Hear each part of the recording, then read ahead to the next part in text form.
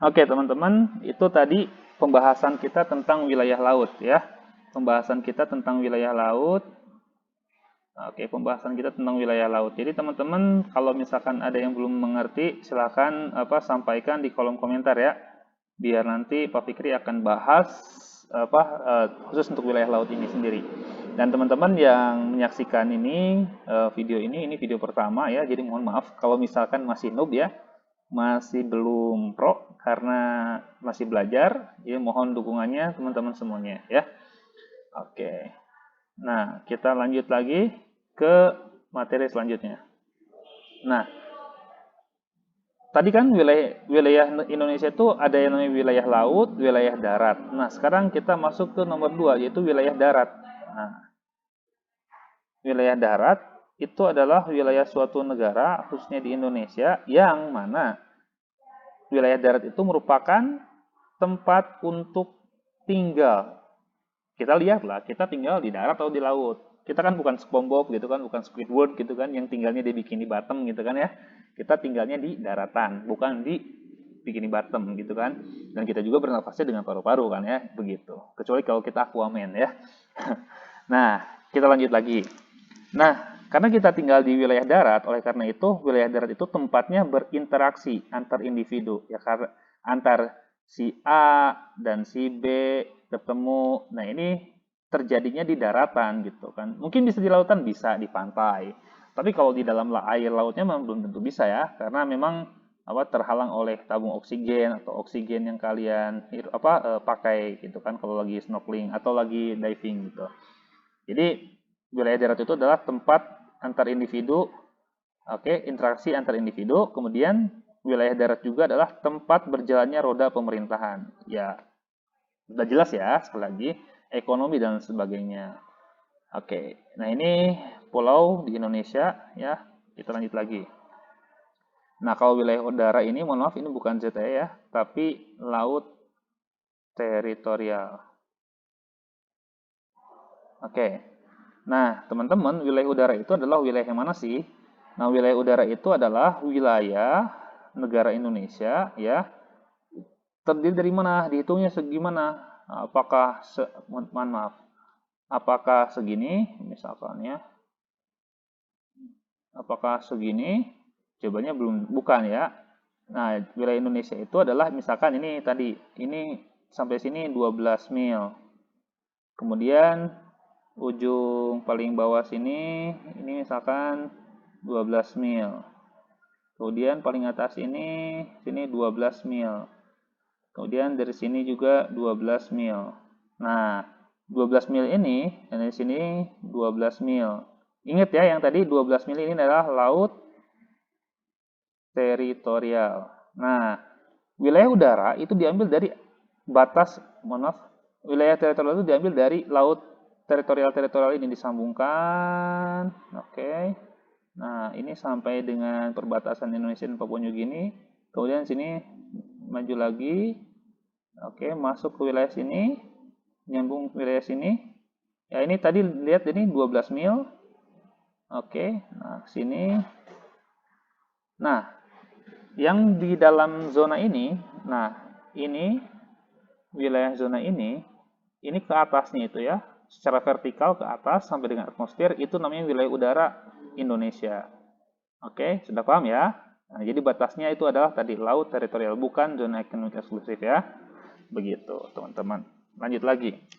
Nah, kalau wilayah ekstrateritorial itu adalah wilayah suatu negara ya, wilayah suatu negara yang berada di negara lain. Nah, ini kata kuncinya.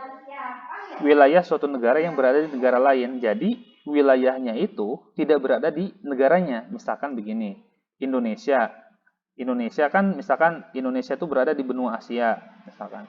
Kalau Inggris, misalkan Inggris, dia berada di benua Eropa, gitu kan. Nah, yang namanya wilayah ekstrateritorial, jadi ada wilayah Indonesia di sini, dia itu berada di wilayah Inggris, gitu. Tapi ukurannya tidak sebesar negara Inggrisnya tentunya, hanya sebatas gedung kedutaan besar, begitu. Nah, ini kalau di contoh ini yang bawah ini adalah gedung kedutaan besar Indonesia untuk Arab Saudi di Riyadh ya. Kalau yang atas ini adalah gedung kedutaan besar Indonesia untuk Korea Selatan. Ya, tentunya di Korea Selatan ya. Begitu. Nah, itu contoh dari wilayah ekstrateritorial. Jadi, kata kuncinya itu wilayah ekstrateritorial itu adalah wilayah suatu negara yang keberadaan wilayahnya tersebut itu bukan berada di negaranya, tapi berada di negara lain. Gitu. Itu namanya wilayah ekstrateritorial. Ya, gitu. Oke. Nah, Pak, kemarin ada contoh Pak, ada yang bertanya gitu kan. Apakah wilayah ekstrateritorial itu hanya sebatas gedung kedutaan besar? Jawabannya tidak. Ya, jawabannya bukan ya, bukan cuma itu. Oke. Oke ya. Nah, wilayah ekstrateritorial juga itu ada juga yang berbentuk sebagai pangkalan militer. Contohnya adalah kapal induk. Ya, ini kapal induk misalkan. Nah, di kapal induk ini, ya, di dalam kapal induk ini, di dalamnya itu ada kapal perang, begitu. Nah, kapal perang ini kan tentunya dijalankan oleh manusia, gitu kan. Nah, mereka yang berada di dalam kapal induk ini, kapal induk ya, itu tergantung dari mana kapal induk ini berasal. Kalau kapal induk ini berasal dari Korea Selatan di sini, maka hukum yang berlaku di kapal induk ini adalah hukum Korea Selatan, meskipun kondisi si kapal induk ini berada di lautan Indonesia misalkan. Begitu. Apakah harus izin? Jawabannya harus izin tentunya. Harus punya kesepakatan antara Indonesia dengan Korea Selatan begitu. Nah, tapi itu contoh wilayah ekstrateritorial yang berkaitan dengan di luar dari gedung kedutaan besar begitu. Oke, begitu ya. Itu contohnya kapal induk. Kapal induk atau kapal pesiar itu sama aja. Kalau kapal pesiar buat liburan ya, buat nyebrang antar benua kan, buat liburan orang-orang sultan gitu ya, liburannya di kapal pesiar. Kalau yang mau perang pakainya kapal induk begitu. Oke. Nah, selanjutnya di sini hukum politik mengikuti peraturan negara asal. Maksudnya apa? Tadi kan Indonesia di sini ya. Ini Korsel. Nah, ini kedutaan besar Korea Selatan, Indonesia untuk Korea Selatan. Nah, hukum, politik, dan sebagainya mengikuti peraturan negara asal. Berarti, kalau misalkan ada si Fulan misalkan, dia berada di Korea Selatan ini, dia merupakan orang yang bekerja di kedutaan besar di Korsel ini ya. Nah, kalau dia masih berada di lingkungan kedutaan besar ini, maka hukum yang berlakunya itu adalah hukum Indonesia. Karena itu ingat ya, kedutaan besar itu kedaulatan suatu negara. Itu kan wilayah ekstrateritorial, ya. Hukumnya itu yang berlaku adalah hukum Indonesia begitu, bukan hukum Korea Selatan, bukan, ya. Begitu. Nah, tapi apabila si fulan ini keluar dari pintu gerbang ya, mau jalan-jalan misalkan mau jajan permen karet misalkan ya, atau mau ketemu K-pop atau mau ketemu artis Korea yang dia sukai misalkan ya, keluar dari gerbang. Nah, ketika dia melangkahkan kaki ke jalan atau ke negara Korea Selatan, maka hukumnya itu adalah bukan hukum negara Indonesia lagi, tapi hukum negara Korea Selatan begitu. Jadi kalau sekali lagi, selama dia berada di kedutaan besar, di wilayah kedutaan besar, hukum yang berlaku itulah hukum Indonesia. Tapi kalau dia sudah keluar dari kedutaan besar, maka hukum yang berlaku adalah hukum negara tersebut begitu. Oke, teman-teman, itu tentang wilayah ekstrateritorial. Nah, kita lanjut lagi materinya. Oke, nah di sini kita belajar tentang warga negara dan penduduk Indonesia. Oke, kita akan mulai dulu dari prolog ya, karena biar kalian lebih paham juga kenapa sih kita harus belajar tentang warga negara gitu kan dan penduduk Indonesia. Nah, negara merupakan organisasi tertinggi dalam suatu tatanan sosial masyarakat. Berarti tidak lagi ada organisasi yang lebih besar selain negara. Ya, itu konsep pertamanya. Kemudian, suatu negara punya kewajiban untuk apa? Melindungi siapa saja yang menjadi tanggung jawabnya. Oke, salah satunya adalah warga negara. Tapi ada pertanyaan, siapa itu warga negara? Nah, inilah yang menjadi perdebatan dalam kurun waktu yang cukup lama. Oke. Nah, dosen saya Prof. Safria, Pak Rahmat, Pak Sundawa, dan Pak Darmawan ini mengatakan bahwa pada zaman Aristoteles pernah menginspirasi bahwa definisi terkait dengan kewarganegaraan ini adalah pertanyaan yang masih sampai sekarang belum ditemukan gitu. Belum ada general agreement tentang siapa itu warga negara, ya. Oke, nah ini tidak ada pemahaman general mengenai siapa itu warga negara. Oleh karena itu kita akan bahas warga negara itu seperti apa, teman-teman. Nah, pertama, kita akan mulai dulu dari konsep ini, biar kalian nggak salah kaprah, biar kalian nggak salah paham gitu terkait warga negara. Nah, warga negara, pertanyaan pertama, apakah manusia? Jawabannya iya. Ya. Nah, sudah pasti warga negara itu adalah manusia. Ini pertama. Manusia itu adalah makhluk yang berakal budi. Itu menurut Kamus Besar Bahasa Indonesia. Oke. Nah, mampu menguasai makhluk lain. Itu menurut KBBI ya. Itu warga negara itu. Kemudian, nah,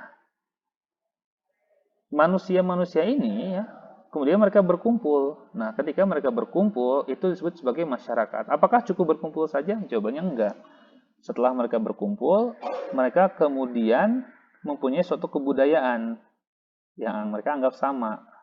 Nah, kebiasaan yang mereka anggap sama, ya kan? Itu baru bisa dikatakan sebagai masyarakat. Misalkan nih, ada suatu golongan, misalkan di sini ada 1, 2, 3, 4, 5, 6.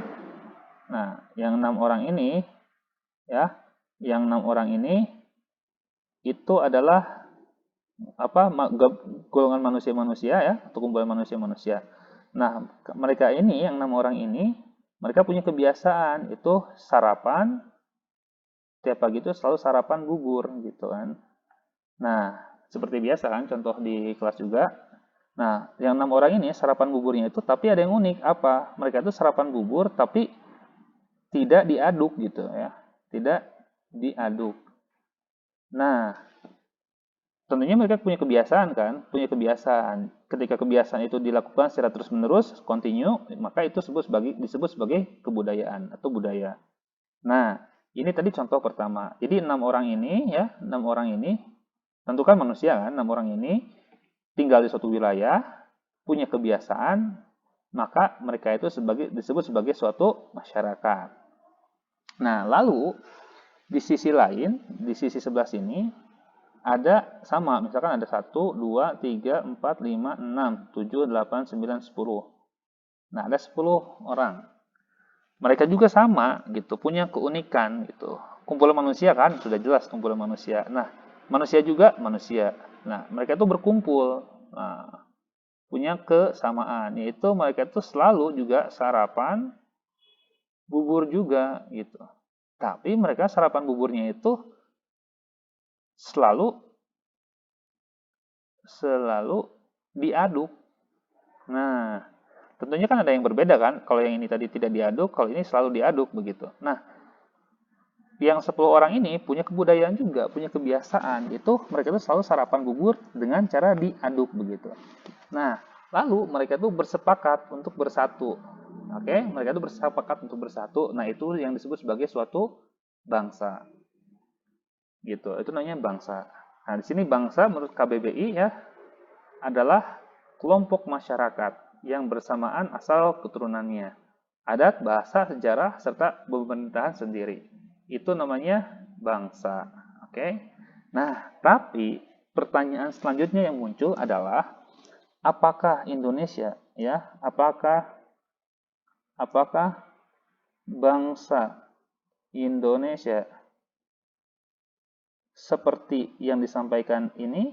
Kita lihat, kita bahas satu-satu. Oke.